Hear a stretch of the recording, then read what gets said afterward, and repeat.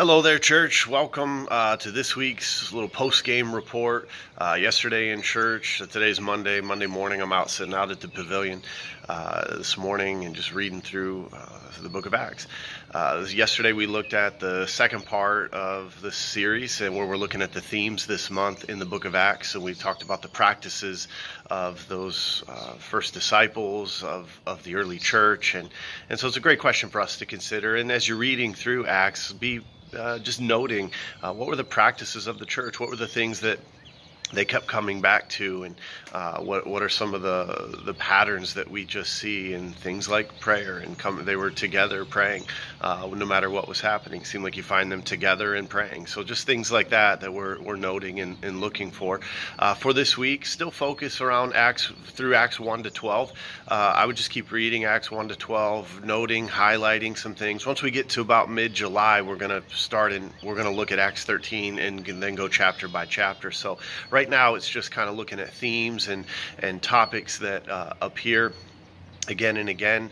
This week, I'll give you a heads up, we're going to be looking at the church for week 1 was empowered to be on mission. The Holy Spirit guiding them out to be witnesses of resurrection in Jerusalem and Judea and Samaria and to the ends of the earth. They had to practice to get ready for that work, in a sense, is what we looked at yesterday.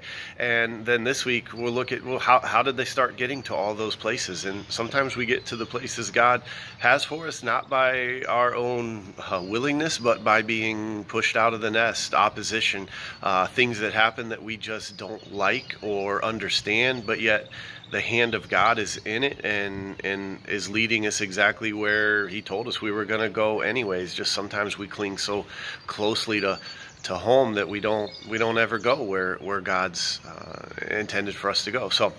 So we're going to be looking at opposition this week.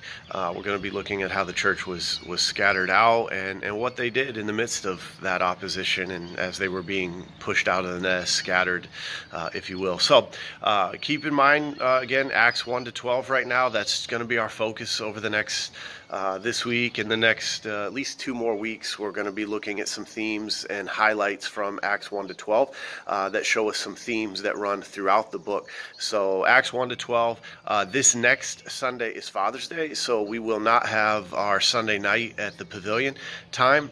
Keep reading Acts. I mean, if you want to come to the pavilion and read Acts, you're always welcome to do that. So, we won't have our formal time of gathering on Sunday night. So blessings to you this week.